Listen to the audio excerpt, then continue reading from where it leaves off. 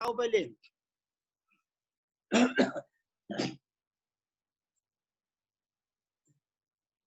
Hello, आज हम आपका सुनेंगे पंडित जी। हाँ हीरा जी पांड्या साहब को इनवाइट करना, कोई नहीं हो तो। नहीं तो फिर आप है पंडित जी। नहीं वो तो है ही है, लेकिन आप हीरा जी को एक बार कॉल तो करो। अच्छा ठीक है। अनंत अनंत सिद्ध परमेष्ठी भगवान की जय। 24 तीर्थंकर भगवान की जय। जय श्री ओम नमः सिद्धेभ्य। जय श्री ओम नमः सिद्धेभ्य। जय श्री ओम नमः सिद्धेभ्य।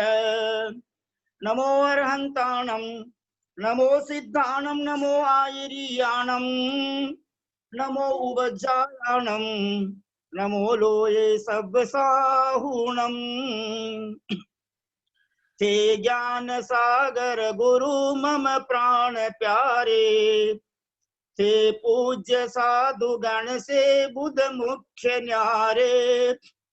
शास्त्रानुसार चलते मुझको चलाते, बंदो उन्हें विनय से सिर को झुकाते। परम पूज्य संत शिरोमणि आचार्य गुरुदेव श्री विद्यासागर महाराज जी ने अपने दीक्षा गुरु, अपने शिक्षा गुरु की वंदना में ये 4 पंक्तियां लिखी है जो अभी आपके सामने बोली गई थी। अब परम आदरणीय हीरा बहन जी साहब पांड्या से विनम्र निवेदन है कि वे 10 लक्षण धर्म की स्थापना के छंद का उच्चारण करने की कृपा करें।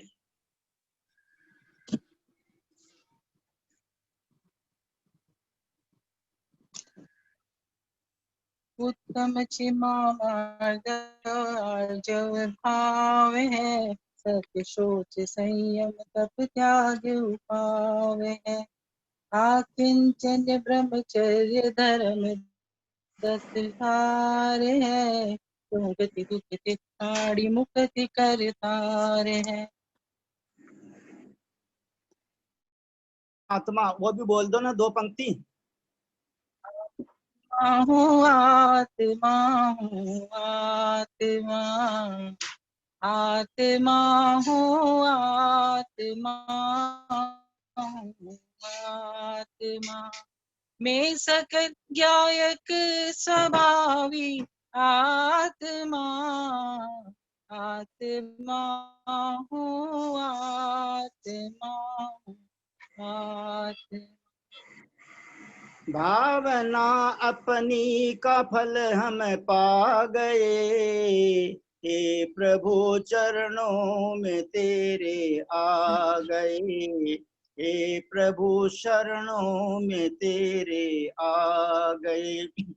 ओम ह्रीं श्री उत्तम क्षमाजी 10 लक्षण धर्म मन हृदय मंदिरे अवतर अवतर संभो सटित्याह्वाननम। ओम ह्रीं श्री उत्तम क्षमाजी 10 लक्षण धर्म मन हृदय मंदिरे तिष्ठ तिष्ठ ठय ठय स्थापनम। ओम ह्रीं श्री उत्तम क्षमाजी 10 लक्षण धर्म मन हृदय मंदिरे भाव भाव वषट सन्निधिकरणम पुष्पांजलिं कृपामि। ओम ह्रीं श्री उत्तम क्षमा मार्दवार्धव शौच सत्य संयम तपस्यागा चंचन ब्रह्मचर्य 10 लक्षण धर्मेभ्यो जलम चंदनम अक्षतम पुष्पम नैवेद्यम दीपम धूपम फलम अर्घ्यम निर्वपामीति स्वाहा। हीरा बहन जी साहब उत्तम आकिंचन्य धर्म का छंद बोलने की कृपा करें।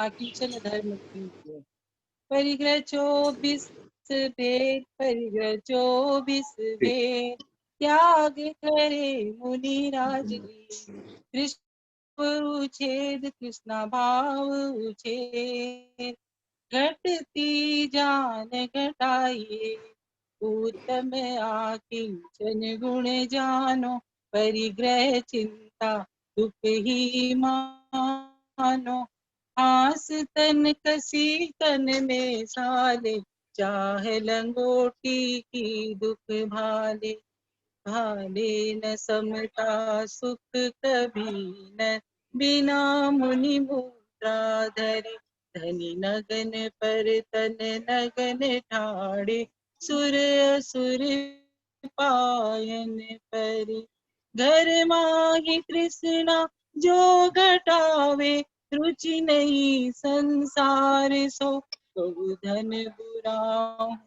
भला कहिए, दीन पर उपकार सो। वंदे जिनवरम वंदे जिनवरम, आओ भव्यों तुम्हें सुनाए महिमा सम्यक ज्ञान की, आओ भव्यों तुम्हें सुनाए महिमा आत्म ज्ञान की। इस वाणी पर श्रद्धा, वाणी है भगवान की। वंदे जिनवरम वंदे जिनवरम। ओम ह्रीं उत्तमा किंचन्य धर्मांगाय नमो नमः। हीरा बहन जी साहब, आपको सम्यक दर्शन की जयमाला भी पढ़ना है जब हम आपको संकेत करें तब। सिद्ध अष्ट गुणमय प्रगट, सिद्ध अष्ट गुणमय प्रगट, मुक्त जीव सो ज्ञान चरित जिय बिन अफल, सम्यक दर्श प्रधान प्रभु जी, सम्यक दर्श प्रधान। ओम ह्रीं अष्टांग सम्यक दर्शन मम हृदय मंदिरे अवतर अवतर संभो सडित्याह्वाननम। ओम ह्रीं अष्टांग सम्यक दर्शन मम हृदय मंदिरे तिष्ठ तिष्ठ ठ ठ स्थापनम। ओम सम्यक दर्शन मम हृदय मंदिरे सन्निहितो अववशर सन्निधिकरणम परिपुष्पांजलिं क्षिपामि।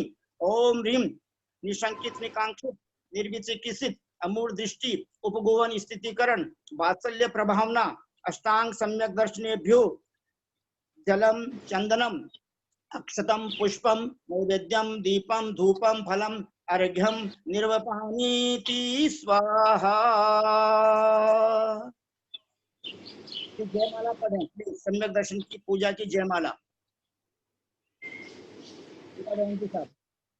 आप नियचे लके तत्व प्रीति व्यवहार, रहित दोष 25 है, सहित अष्ट गुण सार। सम्यक दर्शन रतन गहीजे, जिन वच में संदेह न कीजे। यह भव विभव चाहे दुख दानी, पर भव भोग चहे मत प्राणी। प्राणी गिलान न करिय शुचि लखि, धर्म गुरु प्रभु परखिए। ढकिए धर्म डिगते, को सुसिर कर हर किए। जो संग को वात्सल्य कीजे, धर्म की परभावना। गुण 8 सो गुण 8 लही, यहाँ फेर न आवेना। वंदे जिनवरम, आओ भव्यों तुम्हें सुनाए महिमा सम्य ज्ञान की, आओ भव्यों तुम्हें सुनाए महिमा आत्म ज्ञान की। इस वाणी पर श्रद्धा करो, ये वाणी है भगवान की। वंदे जिनवरम वंदे जिनवरम। ओम ह्रीं अष्टांग सहित पंचविंशति दोष रहित सम्यक दर्शनाय नमो नमः। आज आकिंचन्य धर्म पर और सम्यक दर्शन पर ही आदरणीय भैया जी साहब प्रकाश डालेंगे। और समय जी आज कल परसों 3 दिन तक समय सार जी का अध्ययन नहीं होगा। इसकी जो रत्नत्रय की पूजा संस्कृत में आपके पास पहुंची है उसका मैं एक श्लोक पढ़ता हूँ सिर्फ, क्योंकि समय उतना ज्यादा रहेगा नहीं। आप सब भाई बहन आज सम्यक दर्शन रत्नत्रय की समुच्चय पूजा और सम्यक दर्शन की पूजा के छंदों का हिंदी अनुवाद अवश्य पढ़ लेना। 9:40 के बाद में 10 मिनट में 15 मिनट में आप हिंदी वर्तमान मानम में गोत्वादीन सद्गुरून रत्नत्रय विधिम बक्षे यथा विमुक्तये। इस प्रकार मैंने पहला मंगलाचरण का श्लोक पढ़ा है। सब सम्यक दर्शन का पहला श्लोक पढ़ रहा हूँ। श्रद्धानम सप्त तत्वानाम स्थिति उत्पत्ति द्वयात्मनाम व्यवहारेण सम्यक्त्व मामनन्ति मनीषिणः। क्षिपामि। भाई बहन हाथ जोड़िए विनय पूर्वक, ताकि हमें सम्यक दर्शन सम्यक ज्ञान सम्यक चारित्र की प्राप्ति हो और हम हमारे शिक्षा गुरु, हमको मार्गदर्शन करने वाले, हमको प्रेरणा प्रदान करने वाले, और प्रतिदिन कल कोलकाता से प्रकाशित राजस्थान पत्रिका में प्रत्येक उत्तम क्षमादि धर्म पर विवेचन प्रदान करने आदरणीय ब्रह्मचारी जैन साहब को हम विनय पूर्वक सादर चरण स्पर्श करके सादर पांव डोक देते हैं, सादर प्रणाम करते हैं, सादर वंदना निवेदन करते हैं और उनसे विनम्र निवेदन करते हैं कि कृपया आप आज हमें उत्तम आकिंचन्य धर्म पर और सम्यक दर्शन के 8 अंग और 25 दोष इत्यादि के बारे में समझाने की कृपा करें। भैया जी वंदना, सादर वंदना। एक बार हंसकर मुस्कुरा सबने आशीर्वाद दे दिया ताकि सबने मजा आ जावे, सबने आनंद आ जावे। हाँ, दोनों हाथों दर्शन विशुद्धि भवतु, दर्शन विशुद्धि भवतु। सादर वंदना।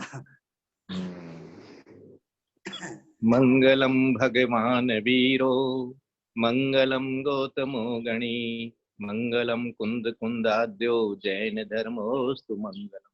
सर्व मंगल मंगल्यम सर्व कल्याण कारकम, प्रधानम सर्वधर्माणाम जैनम जयतु शासनम। बोले देवादिदेव महावीर भगवान की जय। बोले आचार्य कुंद कुंद स्वामी महाराज की जय। बोले आचार्य गुरुवर विद्यासागर महाराज की जय। बोले आचार्य वर्धमान सागर महाराज की जय। बोले दशलक्षण धर्म की जय। बोले आकिंचन धर्म की जय। उत्तम आकिंचन धर्म की जय। बोले सरस्वती वरदे काम रूपिणी विद्यामी सिद्धिर्भवतु मे सदा। बोले द्वादशांग जिनवाणी माता की जय। परम पूज्य परम तपस्वी सहिष्णु सागर मुनि महाराज की जय। परम पूज्य ज्ञानी ध्यानी तपस्वी सिद्धांत वेत्ता प्रकांड विद्वान श्री मुनिवर 108 श्री प्रभव सागर मुनि महाराज की जय। भारत वर्ष में विराजमान समस्त आचार्य उपाध्याय साधु परमेष्ठी भगवंतों की जय। समस्त आर्यका माता तुल्लिका माता जी की जय। चतुर्विद भगवान के समौ शरण की जय। परुषण पर्वराज की जय। जय दशलक्षण धर्म की जय। आचार्य गुरुवर ज्ञान सागर महाराज की जय। आचार्य गुरुवर विद्यासागर महाराज की जय। आचार्य रत्न मनोज्ञ आचार्य श्री वर्धमान सागर मुनि महाराज की जय।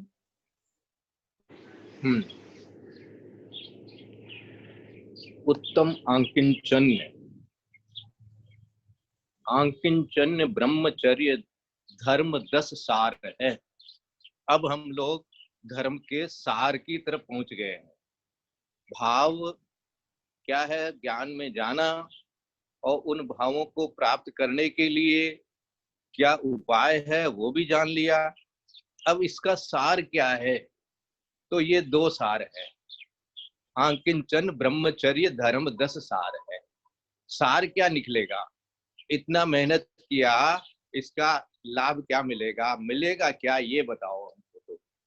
तो बोले जो कुछ है वो भी चला जाएगा, मिलने वाला तो कुछ है नहीं, ऐसे मानो है। जो कुछ है वो चला जाएगा, ये विचार कर लेना। घर बार सब छूट जाएगा, कपड़े लत्ते सब छूट जाएंगे। क्यों छूट जाएंगे? क्योंकि ये सही उपाय आपने किया है। आप जैसा उपाय करोगे वैसा ही। तो आपने क्या उपाय किया है? आपने सत्य का उपाय किया है, आपने तप का उपाय किया, आपने सोच का उपाय किया, आपने त्याग का उपाय किया, संयम का उपाय किया। ये सारे आप यदि धारण कर रहे हो ईमानदारी से और अंतरंग से, तो आकिंचन्य होना ही होना है ना। भाले न समता सुख कभी न, बिना मुनि मुद्रा धरे। अब आपको समता चाहिए, सामायिक दृढ़ता से चाहिए, सामायिक की लीनता चाहिए, और सामायिक के को अपने आत्मा में उतरने का चाहिए। तो समझ लीजिए अब बिना मुनि मुद्रा धरे वो होने वाला नहीं है ना। ये आज परिग्रह आकिंचन्य कण मात्र भी मेरे क्यों नहीं है, ये हम समय सार में इतने दिन से पढ़ रहे हैं। क्योंकि हो ही नहीं सकता। पुद्गल का कोई कण मेरे में प्रवेश कर ही नहीं सकता। पुद्गल का कोई गुण मेरे में आ ही नहीं सकता। रूप रस गंध वर्ण जो है आते, तो जब हो ही नहीं सकते तो वो मेरा कैसे हो सकता है? ये मेरा किस लिए हो गया? तो बता दिया था कि भैया अज्ञान से हुआ था, मिथ्यात्व से हुआ था, अविरति रूप से रह रहे थे तो हो रहा था। अब वृत्ति हो गए, अब आपने आचरण शुरू कर दिया, अच्छा तो क्या मिलेगा आपको? तो अब आपको आगे बढ़ने के लिए रास्ता खुल जाएगा। अब देखो, अब आप क्या कर रहे हो? अब आपने परिग्रह का परिमाण कर लिया। परिग्रह का जब परिमाण आप कर लेते हैं, अणुव्रत इत्यादि धारण कर लेते हैं और विचार कर लेते हैं कि भाई ये परिग्रह चिंता दुख ही बहानो, परिग्रह और की चिंता और परिग्रह इटसेल्फ जो है वो चिंता है। तो परिग्रह क्या है? अब इसको यदि भेद करके अपन चिंतन करेंगे तो करेंगे कि 24 भेद है ना, त्याग करें मुनिराज जी। पूरा पूरा परिग्रह तो मुनिराज ही कर सकते हैं, मुनिपणा में ही आ सकता है। तो कौन कौन से परिग्रह है? 10 तो बाह्य परिग्रह है, सब जानते हैं, है ना। क्या क्या है आप लोग सबको मालूम है ना। घर है आपका, आपका धन है, आपका नौकर है, ये सब आपका परिग्रह है। दास दासी सब आपका परिग्रह है ना। आपका जमीन जायदाद सोना चांदी ये सब यही यही तो परिग्रह है। अब वो सोना चांदी परिग्रह है या उसमें आपने परिग्रह भाव बना रखा है, उसमें जो ममत्व भाव बना रखा है वो परिग्रह है।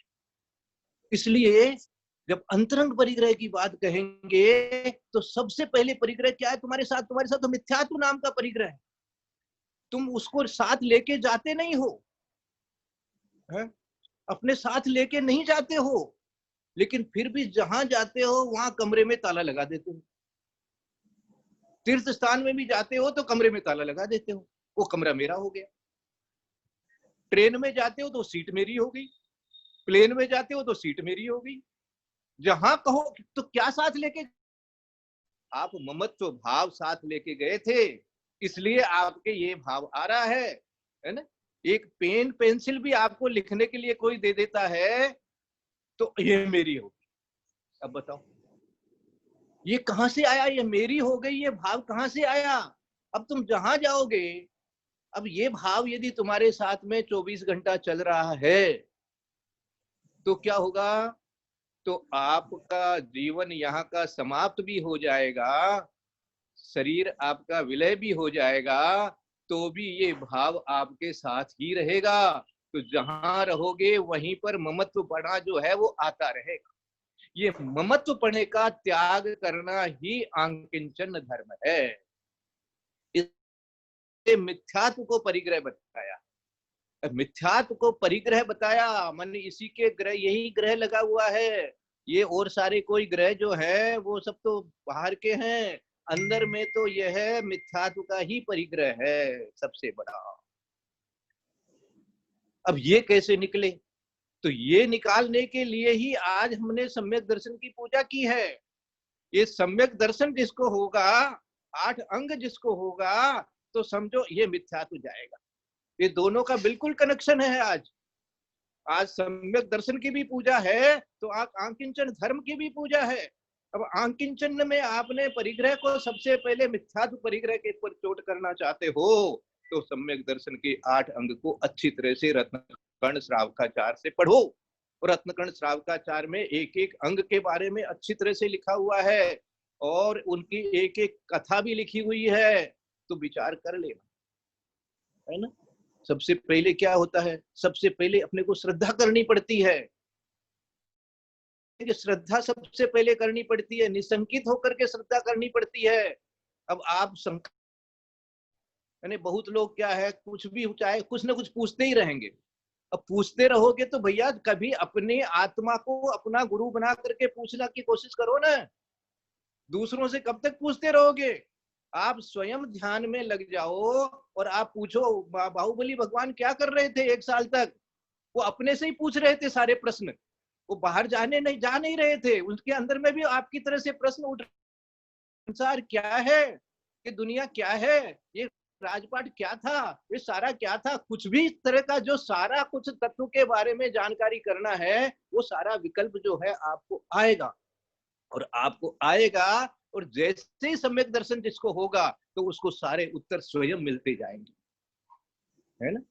मैं एक बार आचार्य श्री को बोला, गुरुदेव, लोग कहते हैं कि आप मोबाइल का प्रयोग नहीं करते हैं, लेकिन मेरे से तो आप बराबर बात करते हो। मैं तो जब चाहे तब मोबाइल उठा करके आपसे बात कर लेता हूं और आप उत्तर भी दे देते हो। ये कौन सा मोबाइल है? इसके लिए कोई यंत्र चाहिए ही नहीं मुझे, ये डब्बा चाहिए ही नहीं मुझे। आपका जैसे ही ध्यान करता हूं और कोई शंका प्रश्न उठता है, तुरंत वो वीतरागता आपके सामने आ जाती है और उत्तर मिल जाता है कि ये उत्तर है। ये कैसे आया? ये अपनी आत्मा से ही आता है। तो अपनी आत्मा ही अपना सबसे बड़ा गुरु माना जाता है। इस प्रकार से आप जब चिंतन करोगे और अपनी आत्मा के स्वभाव को अपना गुरु, उस दिन समझो सम्यक दर्शन होने वाला है, ये हो रहा है। आचार्य श्री कहते हैं कि ये जितने भी आप धर्मात्मा पुरुष हैं, वो ऐसे हमने प्रश्न किया था, मदन लाल जी काला के साथ में हम गए थे आचार्य श्री के पास, तो आचार्य श्री को हमने ये प्रश्न किया कि क्या महाराज जी हम लोग सम्यकदर्शी हैं कि नहीं है, क्या है, इतना धर्म ध्यान तो करते हैं, तो सम्यक्तोन्मुखी, ऐसे उन्होंने एक उत्तर दिया। जो सम्यक दृष्टि नहीं भी है, मान लो केवली के ज्ञान का विषय है, लेकिन सम्यक्तोन्मुखी तो अवश्य है। उनको सम्यक होगा तो इसी प्रकार से होगा, और कोई तरीका ही नहीं है आपके पास। आपको जिनदेव, आपको जो जिनेंद्र भगवान के जिनबिंब, वो जो आपके सामने आएंगे, उनसे ही आपको जो है इस समय सम्यक दर्शन होगा। तो इस तरह से सम्यक दर्शन आपको होवे तो क्या होएगा जी? सम्यक दर्शन जिसको होएगा तो ये जो 24 प्रकार के परिग्रह हैं, इसमें से सबसे पहले तो क्या जाएगा? अंतरंग परिग्रह की बात करो तो मिथ्यात्व जाएगा, में क्रोध, मान, माया, लोभ, इसके कितने भेद किए हुए हैं? इसके 16 भेद किए हुए। तो अनंतानंबंदी तो जरूर जाएगी। 6 महीने से ज्यादा आपको क्रोध, मान, माया, लोभ का भाव जो है उसकी वासना नहीं रहेगी। वासना काल शब्द करके कहा है कर्म कांड में कि वासना काल जिसका 6 महीने से ज्यादा हो तो विचार करना, यह जो अनंतानुबंधी है, ये अपने लिए एक टेस्ट है।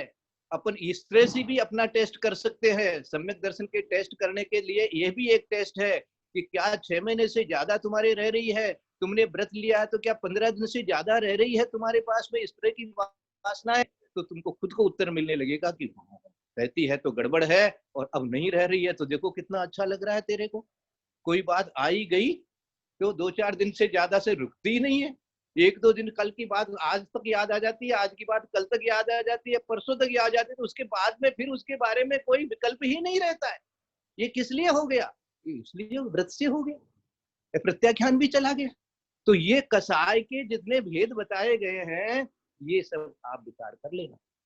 तो क्रोध, मान, माया, लोभ, और फिर उसके बाद में जो नो कसाय और आपको समझाई गई है ना, स्त्री वेद, नपुंसक वेद, रति, अरति, भय, शोक, जुगुप्सा, क्या है ये क्या है? ये भी 24 घंटा चली रहती है भैया। ये 9 कसाय तो जरूर कहा है शास्त्रों में, लेकिन तेरे अंदर तो ये कसाएं भी कूट कूट के भर गई है। जगह जगह पर तुम भयभीत रहता है, कोरोना नहीं हो जाए, ये नहीं हो जाए, वो नहीं हो जाए, रोग नहीं हो जाए, बीमार नहीं पड़ जाऊं, इज्जत नहीं चली जाए, ये क्या है?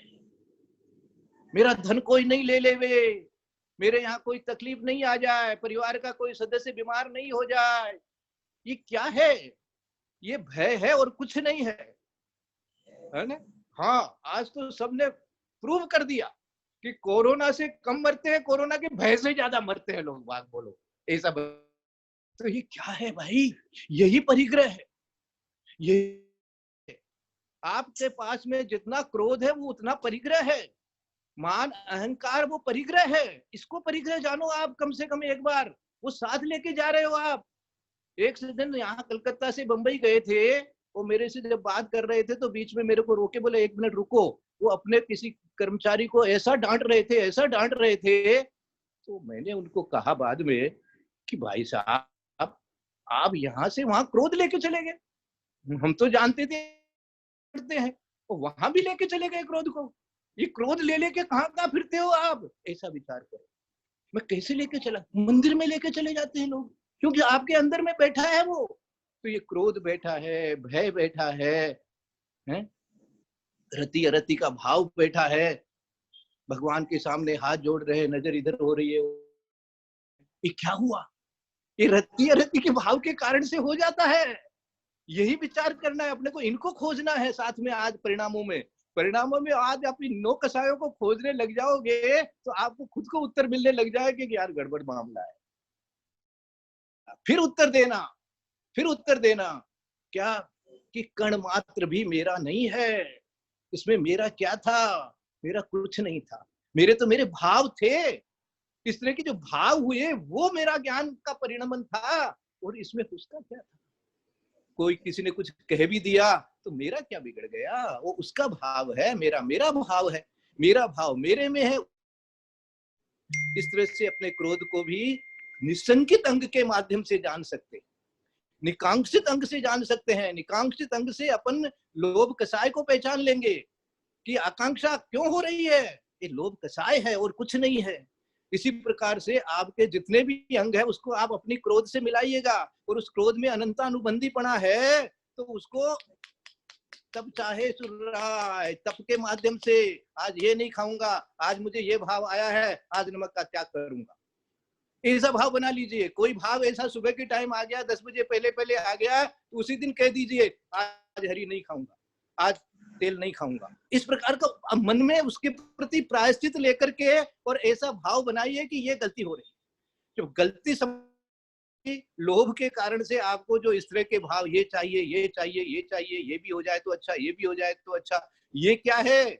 ये निकांक्षित अंग नहीं है भैया। आकांक्षा नहीं होनी चाहिए किसी की भी।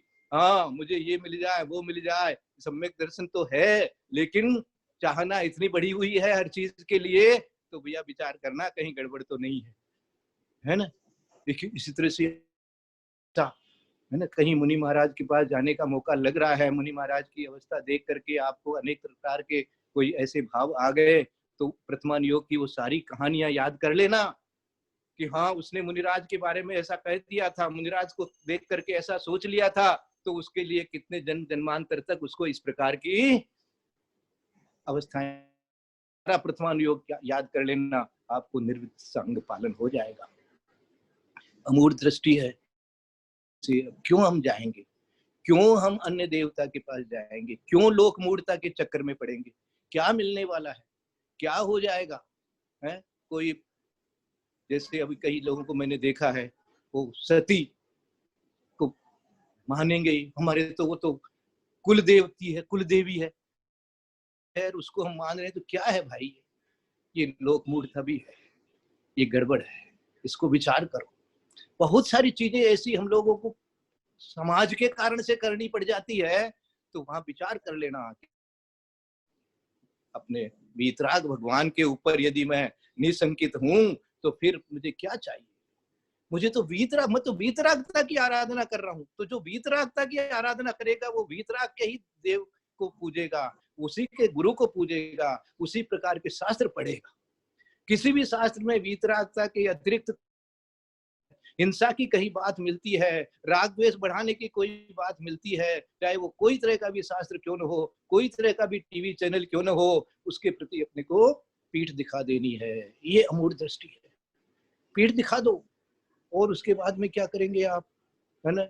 उपगुहन करेंगे, किसी को मालूम हो जाएगा कि भैया ये तो इसके बारे में ऐसे। तो देखो, आप आचार्य श्री को देखो, गुरुओं को देखो, उनके साथ में तो इतने लोग रहते हैं, इतने लोग आकर के उनको इतनी बातें बताते हैं, अपने दोष बताते हैं और उनको उनसे प्रायश्चित लेते हैं, परंतु वो किसी के सामने उसके बारे में कहीं कोई एक शब्द नहीं निकलता उनके मुंह से।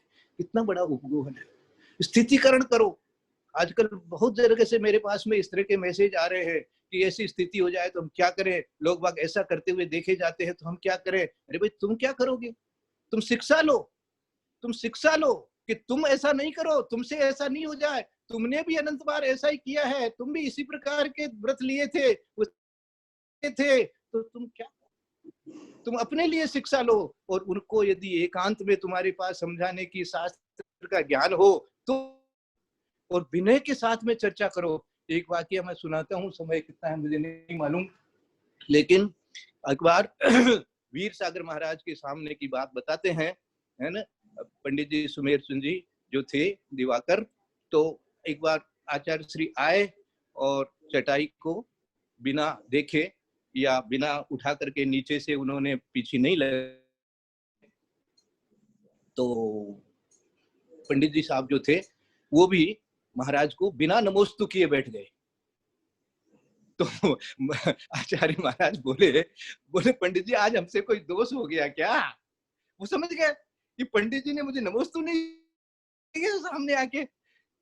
तो ये देखो विद्वानों की बातें हैं, ज्ञानियों की बातें हैं। तो पंडित जी ने कहा, पंडित साहब आज गुरुदेव आज आप जो है जो चटाई को उठा करके नीचे से आपने वो नहीं किया, परिमार्जन नहीं किया, तो इस तरह से तो देखो तो किसको क्या समझाया जा रहा है, ये तरीका होता है।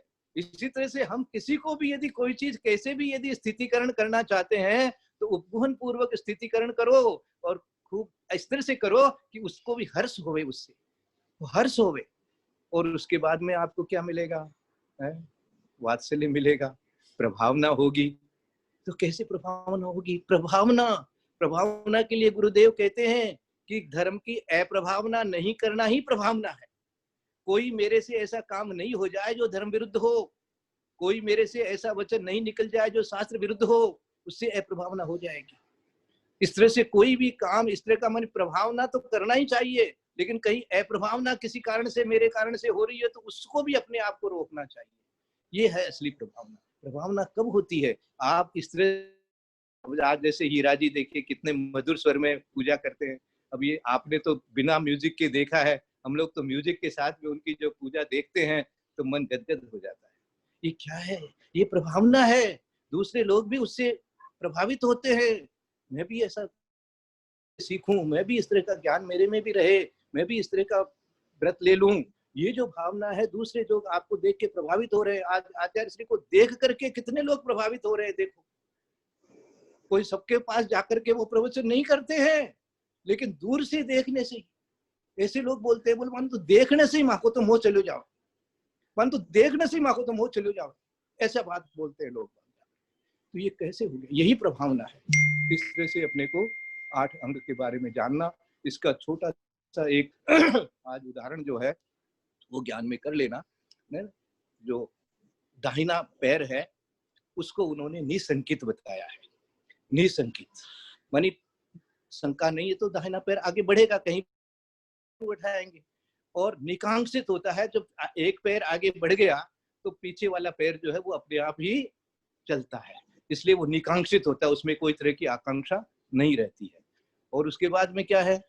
निसंकित, निकांक्षित, निर्विचिकित्सा। निर्विचिकित्सा किसको कहते हैं? बाएं हाथ को निर्विचिकित्सा का उदाहरण दिया है। बाएं हाथ से हम जो है वो अपना अशुद्धि इत्यादि, मल इत्यादि की अशुद्धि जो होती है वो उससे अपन साफ करते हैं, इसलिए उसको बाएं हाथ का रूप दिया है। और उसके बाद में क्या है? स्थितिकरण। स्थिति, उसके पहले अमूढ़ दृष्टि ले लो, हैं? अमूढ़ दृष्टि क्या ले लो? तो पीठ को अमूढ़ दृष्टि कहा है कि आपकी जो पीठ है, तो जहां भी कोई ऐसा हो जो अपने वीतरागता का पोषण नहीं हो रहा हो तो उसको पीठ दिखा देना, बस, और कुछ नहीं करना। आलोचना मत करना, बस पीठ दिखा देना अपना। उसके बाद भी क्या है? उपगुहन है। तो उपगुहन किसका है? तो जो आपके गुप्तांग है उनको आप हमेशा छिपा के रखते हो, उसको उपगुहन का रूप दिया है ना। और दाहिने हाथ को स्थितिकरण दिया है कि स्थिति करो, है ना। और प्रभावना किससे होती है? प्रभावना होती है आपके मस्तक से। आपका मस्तक ऊंचा रहता है यदि प्रभावना होती है तो। वात्सल्य किससे होता है? वात्सल्य होता है आप वात्सल्य से लोगों को छाती से मिला लेते हैं, छाती से मिल करके करते। ये इस तरह से 8 जो अपने गुण हैं उनका भी ये रूप बताया गया है।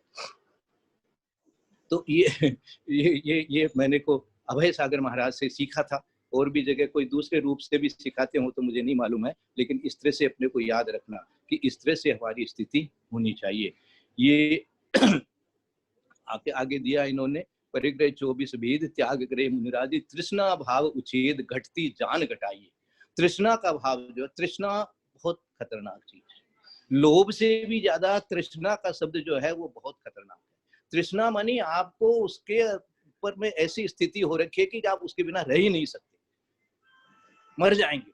घटती जान घटाइए। जान शब्द जो है ना, ये जान शब्द ये मारवाड़ी शब्द है। इसमें तो मेरी जान पड़ी है, किसी की धन में जान पड़ी है, घर में जान पड़ी है, बेटे पोतों में जान पड़ी है। ये जो बनी अपनी जान से भी ज्यादा प्यारी वो लगती है उनको, इसलिए घटती जान घटाइए। जान शब्द देकर के उन्होंने समझाया कि आपके अंदर में वो आकर्षण, जो गृद्धता, उसको घटाइए। उत्तम आंकिंचन गुण जानो, परिग्रह चिंता दुखी पानो फांस, तनक सी तन में साले चाह लंगोटी की दुख वाले। कुछ भी रहेगा, देखो आप दांत में भी यदि कुछ फंस जाता है ना, तो जब तक वो नहीं निकलता है तब तक आपको चैन नहीं पड़ता है।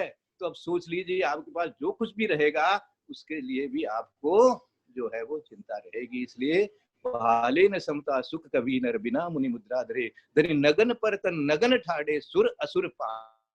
नगन शब्द 2 बार आया है। एक नगन का अर्थ है, नगन मानी पर्वत होता है, तो धनी नगन पर मानी धन्य है वो मुनिराज जो पर्वतों के ऊपर में जाकर के नगन ठाड़े, नग्न होकर के, दिगंबर होकर के और ठाड़े मानी स्थित होते हैं, ध्यान करते हैं। सुर असुर अपने आप ही पायन करते हैं। घर महा तृष्णा जो घटावे, रुचि नहीं है संसार। अब देखो ये घर में भी कैसे रहना है, कमलवत रहना है। घर में भी आप कमलवत जब रहने, खुद को आप अपने आप को गेस्ट अनुभव करोगे, धर्मशाला अनुभव करोगे घर के वातावरण को, तो जाकर के समझो कि तृष्णा घटी है। घर महा तृष्णा जो घटाओ, ये ज्यादा कठिन है। छोड़ करके चले जो है तो छूट ही गया, लेकिन घर में रहते हुए भी जो अपने परिणाम इतने निर्मल कर लेते हैं, इतनी विशुद्धि बढ़ा लेते हैं, अपना व्यवहार ऐसा कर लेते हैं कि भैया मुझे कुछ नहीं चाहिए, मुझे कुछ नहीं चाहिए। ऐसा घर महा तृष्णा जो घटावे, रुचि नहीं संसार सो, बहु धन बुराहु भला कहिए लीन पर उपकार सो। ये लाइन जो थी, लास्ट वाली लाइन, हमारे दोस्त ही कहूंगा मैं तो, वैसे जरूर मेरे से सीनियर ही थे, मेरे से ज्यादा उम्र वाले ही थे, अशोक जी, साहू अशोक जी जो थे, तो आप जानते ही हो तो शांति प्रसाद जी के समय से कितना उनका अनुदान रहा है अपने जैन समाज के लिए। कोई तीर्थ स्थान नहीं है जहां पर उनका अनुदान नहीं जाता था। तो वो ये लाइन हमको बराबर सुनाते थे, बोले बहु धन बुराहु भला कहिए लीन पर उपकार सो। यदि हमारे पास धन बहुत भी आया है पुण्य के उदय से, तो उस में हम लगा देते हैं, शास्त्र दान में लगा देते हैं, वैयावृत्ति के लिए लगा देते हैं, जिन धर्म की प्रभावना के लिए लगा देते हैं, जिन चैतालय बनाते हैं, जिन बिंब की प्रतिष्ठा करवाते हैं, तो वो भी जो है वो भला कहा जाएगा। वो धन बुरा होते हुए भी धन को बुरा कह दिया उन्होंने। पहले मान लिया कि बुरा तो है, लेकिन वो बुरा भी भला कैसे हो जाएगा यदि हमने इसको इस काम में लगा दिया, 4 प्रकार के दान में उसको लगा दिया, तो वो अपने आप